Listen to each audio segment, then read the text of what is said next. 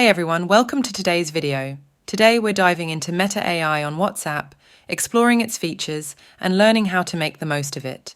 Be sure to stick around until the end, and if you find this video helpful, don't forget to like and subscribe for more content like this.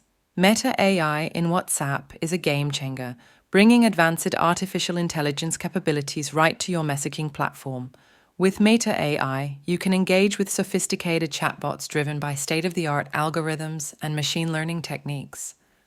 This integration offers a range of benefits, from dynamic conversations to personalized interactions within the app. But what exactly can the Meta AI chatbot do? Let's take a closer look. Designed to understand and respond to user queries, the Meta AI chatbot offers a more interactive and human-like experience. It learns from each interaction, refining its responses over time to ensure accuracy and understanding with every conversation. Now let's dive into how to use this powerful feature. Using the Meta AI chatbot in WhatsApp is incredibly straightforward. Simply open an individual or group chat and start typing your message as usual. The Meta AI chatbot seamlessly integrates into your chat, ready to assist you. To activate the Meta AI chatbot, type I in the message box, and you'll see a list of options appear, including Meta AI. Select it, then ask your question. The chatbot will swiftly provide you with a response.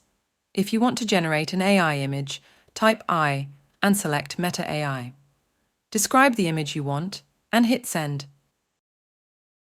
Additionally, you can access the Meta AI chatbot by searching Meta AI in the WhatsApp search bar. Tap on it to open and start chatting with Meta AI for personalized answers to your queries. Meta AI and WhatsApp are revolutionizing the way we engage with chatbots, making conversations more intuitive, personalized, and useful. I hope you found this video helpful. If so, don't forget to give it a thumbs up and subscribe for more tutorials and tips. And if you have any questions, feel free to drop them in the comment section below.